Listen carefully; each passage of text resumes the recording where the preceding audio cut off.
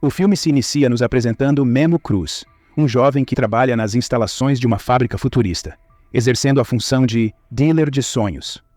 Neste ambiente, ele e outros colegas eram conectados por extensos cabos a terminais específicos que se encaixavam em dispositivos implantados em seus braços. Essa conexão lhes permitia operar robôs e outras maquinarias de forma remota, em localidades dispersas pelo globo. No entanto, esse ofício inovador tinha seus perigos ocultos. Os trabalhadores eram rotulados como dealers de sonhos, devido ao risco de desgastes físicos e psicológicos extremos, incluindo alucinações e colapsos por exaustão, resultado das longas horas de conexão remota. Somos transportados para a vida simples e pacata de Memo em Santa Ana del Rio, um vilarejo encravado no coração de Oaxaca, México. Ele residia numa casa modesta, mas cheia de calor humano, rodeada por vastas extensões de campos e colinas suavemente onduladas. Seu pai, um agricultor de mão cheia, dedicava-se ao cultivo da terra, principal meio de sustento da família. A tranquilidade do local foi alterada com a chegada da empresa Del Rio, que construiu uma imponente represa rio acima, interrompendo o fluxo natural de água que fertilizava suas terras.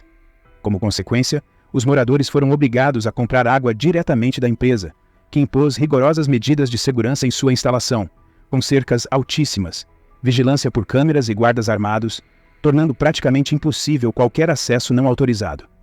Entre pagamentos e racionamentos de água, a vida de Memo e seu pai tornou-se uma luta constante pela sobrevivência em um ambiente cada vez mais árido e hostil.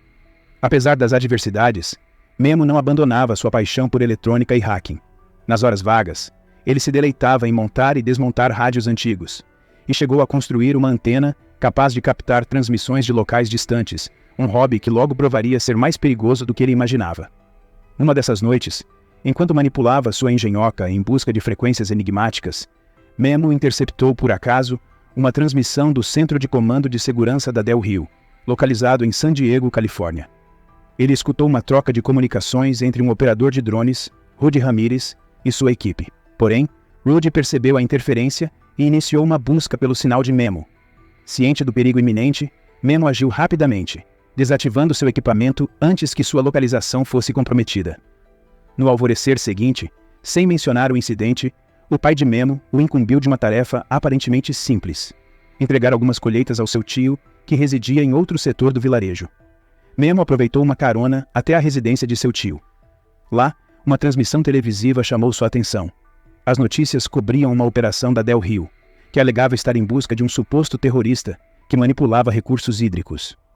Para seu espanto, a cobertura incluía uma declaração de Rudy, mencionando a captura de sinais de um dispositivo interceptador, que não era outro senão a antena de Memo. Percebendo o perigo, Memo compreendeu que sua segurança e a de sua família estavam comprometidas. A urgência os impulsionou a voltar correndo, tentando prevenir um desastre. Porém, a tragédia já se havia abatido sobre sua casa. Um drone lançou um míssil que a destruiu em segundos. O pai de Memo, gravemente ferido, conseguiu se arrastar para fora dos escombros. A situação se deteriorou quando Rudy, enganado por seu superior, identificou erroneamente o pai de Memo como o terrorista procurado, e um segundo míssil foi disparado, ceifando sua vida. Em desespero e culpado pela perda, Memo decidiu que era necessário partir em busca de novas oportunidades longe dali para sustentar os que restaram de sua família. No amanhecer seguinte, com poucos pertences em mãos, Memo embarcou em um ônibus rumo a Tijuana. Durante a viagem, cruzou com Luz Martínez, uma escritora que, intrigantemente, possuía dispositivos de conexão em seus pulsos. A curiosidade de Memo o levou a indagar sobre eles, e Luz mencionou Coyote, uma pessoa que poderia facilitar sua conexão à rede digital. Ela também falou de um mercado clandestino, onde tais dispositivos eram instalados a preços acessíveis. Ao desembarcar, Luz retornou ao seu lar, sendo recebida por uma assistente de inteligência artificial. A máquina logo lhe trouxe notícias desalentadoras. Uma mensagem de um credor exigindo o pagamento iminente de uma dívida, sob a ameaça de reaver seus bens. Luz, que comercializava suas memórias através de uma empresa chamada True Note, enfrentava dificuldades para produzir conteúdo atraente, o que a deixara endividada. Em um momento de inspiração, decidiu compartilhar sua recente experiência com Memo, esperando que a nova memória gerasse os recursos necessários. Enquanto isso, em uma obscura ruela de Tijuana, Memo buscava Coyote, almejando a instalação dos dispositivos que lhe permitiriam acessar a rede e, porventura, descobrir oportunidades que o ajudassem a reconstruir sua vida. Numa andança sem rumo, Memo foi abordado por um homem que, com uma oferta tentadora de instalar os nós por um valor irrisório, despertou uma faísca de esperança em seu coração. Animado com a possibilidade, Memo concordou e seguiu o homem até um local desolado. Sem aviso, o estranho atacou Memo com uma barra de ferro, roubando-lhe todo o dinheiro e deixando-o desacordado. Quando Memo recuperou a consciência, encontrou-se perdido e desorientado, vagueando até descobrir uma cabana esquecida na periferia da cidade. Decidido, ele adotou aquele refúgio como seu abrigo temporário para a noite, enquanto planejava seus próximos passos. Com o despertar do novo dia, Luz acordou vibrante de entusiasmo. Ela acabara de receber a notícia de que um editor estava interessado em publicar sua narrativa sobre Memo, oferecendo uma generosa remuneração por ela. Não apenas isso, mas o editor também desejava uma sequência, com mais detalhes sobre a vida pregressa de Memo. Motivada por essa nova oportunidade, Luz sabia que precisava reencontrar Memo para coletar mais material para seu próximo relato. Ela vasculhou a cidade até encontrar Memo isolado em um beco sombrio. Com cautela, ela se aproximou e perguntou se ele tinha conseguido contato com algum coiote, na esperança de que ele tivesse avançado em seus planos.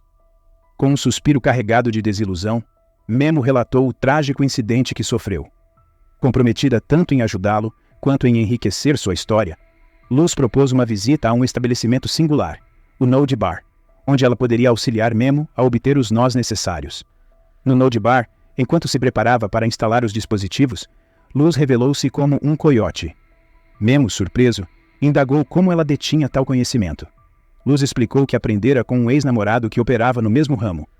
Antes de prosseguir, ela alertou Memo sobre os riscos potenciais, como a chance de um curto-circuito enviar uma corrente elétrica fatal através dos nós, ou até mesmo vírus que poderiam fazer as máquinas dominarem seu controle. Era um lembrete de que, embora Memo fosse manipular máquinas, elas também poderiam manipulá-lo. Preparado para sua transformação, Memo removeu sua camisa, fazendo Luz desviar o olhar por um instante, antes de iniciar o procedimento que o introduziria ao mundo clandestino dos negociantes de sonhos.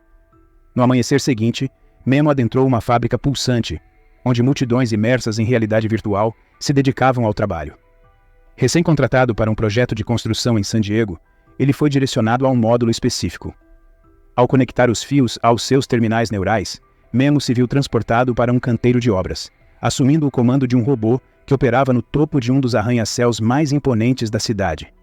O impacto inicial foi um misto de surpresa e medo, mas ele respirou fundo, tranquilizou sua mente e mergulhou no trabalho. Concluída a jornada laboral, decidiu que era hora de retribuir a gentileza de uma amiga. Dirigiu-se então a um restaurante para encontrar-se com Luz e expressar sua gratidão pela ajuda prestada. Durante o encontro, a conversa fluiu naturalmente, e Luz, movida pela curiosidade, indagou sobre os detalhes da vida de Memo. Ele, por sua vez, abriu-se sobre sua migração para Tijuana em busca de melhores oportunidades, motivado pela difícil situação econômica de sua família. Contou ainda como os jantares dominicais no Mercado Central traziam a nostalgia de seu lar e as memórias agradáveis de outrora.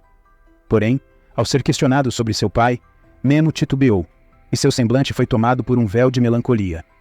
Com hesitação, revelou que seu pai fora vitimado por um ataque de drone. Luz, ao ouvir tais confissões, sentiu-se tocada pela história de Memo, desejando ardentemente narrar seu relato de modo a fazer justiça à sua dor e resiliência. Entretanto, percebendo a dificuldade de Memo em continuar, a conversa tomou outro rumo. Nos dias subsequentes, Memo dedicou-se incansavelmente ao trabalho na fábrica, acumulando uma quantia considerável de dinheiro, parte do qual enviava regularmente para sua família, aliviando gradualmente as adversidades financeiras que enfrentavam. Todavia, essa rotina incessante começava a cobrar seu preço, pois o uso contínuo dos terminais neurais drenava suas energias, deixando-o visivelmente exausto. Paralelamente, Luz enfrentava seus próprios desafios ao tentar enviar as memórias de Memo para a plataforma TrueNote. Seus compradores mostravam-se insatisfeitos com a falta de contextos mais profundos nas narrativas, e um deles, Rudy, começava a suspeitar das reais intenções por trás das operações em Santa Ana. Apesar desses obstáculos, a relação entre Memo e Luz crescia cada dia mais. A amizade que compartilhavam desabrochava em um vínculo afetivo, evoluindo para um romance. Numa noite, no refúgio do apartamento de Luz, decidiram abrir completamente suas vidas um ao outro. Conectaram seus terminais neurais e, num intercâmbio de vivências e segredos, cada um explorou profundamente o universo do outro. Essa troca íntima fortaleceu ainda mais seu laço, culminando em uma noite de amor, onde ambos se encontraram em uma conexão emocional e física intensa. No amanhecer seguinte, ciente dos segredos de Memo, Luz decidiu registrar todos eles na plataforma True Note, compartilhando até a tocante narrativa do trágico falecimento de seu pai. Ao examinar esses dados, Rudy confrontou-se com a realidade de suas ações passadas, que haviam custado a vida de um homem inocente, fazendo a culpa pesar fortemente em seu coração. Numa tarde qualquer, Memo resolveu fazer uma visita surpresa à Luz em seu apartamento, mas ao chegar, constatou que ela não estava.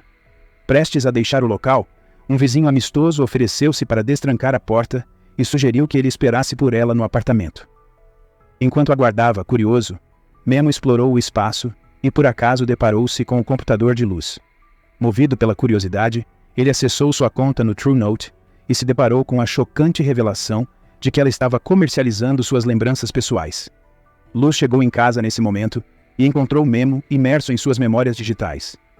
Ela tentou justificar suas ações, porém Memo se sentiu profundamente traído e deixou o local tomado por um turbilhão de sentimentos. Memo, desde então, passou a dedicar-se obsessivamente ao trabalho na fábrica, acumulando horas extras e negligenciando os sinais de exaustão e doença que seu corpo emitia. Luz, arrependida, escreveu-lhe uma carta pedindo desculpas e enviou-lhe uma gravação de suas memórias compartilhadas, na tentativa de aplacar a raiva e o sofrimento dele, sem sucesso.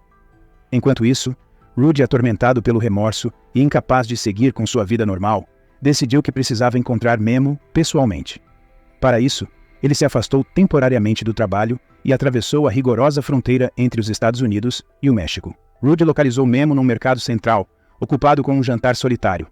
Sentando-se ao lado dele, Rudy revelou ser o operador do drone que havia matado inadvertidamente o pai de Memo. Tomado por surpresa e medo, Memo saiu correndo, temendo que Rudy pudesse representar um novo perigo para ele. Contudo, Rudy o alcançou rapidamente e, em um desabafo sincero, explicou que na época estava apenas cumprindo ordens e que agora seu maior desejo era ajudar Memo de alguma maneira. Com um plano em mente, Memo buscou aliados para uma missão audaciosa. Mais tarde, naquela mesma noite, ele retornou à fábrica, fingindo estar no seu turno noturno. Cautelosamente, assegurou-se de que não havia ninguém por perto e abriu a porta para que Luz e Rudy entrassem furtivamente. Luz auxiliou Rudy a conectar-se a um sistema que permitia o acesso remoto ao quartel-general de segurança em Del Rio, possibilitando o controle de um drone. A movimentação atípica chamou a atenção dos supervisores de Rudy, que, desconfiados, exigiram explicações. Rudy tentou disfarçar suas intenções e continuar sua operação subreptícia, mas percebendo a desobediência, a equipe de segurança enviou drones armados para interceptar e neutralizar a ameaça representada pelo drone sob o comando de Rudy. Apesar dos riscos, Rudy demonstrou habilidade e coragem, desviando-se de ataques enquanto se dirigia de volta a Santa Ana. Em meio a uma intensa batalha aérea, ele alcançou a represa da Companhia Del Rio e, com um ataque direcionado, criou uma abertura por onde a água começou a fluir livremente novamente. Vendo o rompimento da represa, Memo recordou-se dos momentos em que seu pai atirava pedras contra a estrutura de concreto, expressando sua frustração e esperança pelo retorno das águas. E aí, tá gostando desse big resumo? Comente. Gostei. Pra gente saber que você realmente gostou e acompanhou até o finalzinho. Agora vamos continuar. Com a água jorrando novamente, notícias da recuperação chegaram até Memo, contando sobre as celebrações nas fazendas vizinhas. A comunidade exultava com o restabelecimento do fluxo de suas águas ancestrais, cientes, porém, de que a situação poderia ser temporária. Rudy, agora sem poder voltar aos Estados Unidos, estabeleceu-se em uma pequena comunidade nos arredores de Tijuana. Ali, ele começou uma nova vida como distribuidor de água, auxiliando aqueles em necessidade. Por outro lado, Memo, inspirado pelos eventos recentes e pela memória de seu pai, decidiu que era hora de trilhar um novo caminho. Ele deixou o trabalho na fábrica e voltou-se para a agricultura, dedicando-se a cultivar a terra que lhe trazia tantas lembranças queridas e resgatando a ligação perdida com o solo que tanto significava para sua família.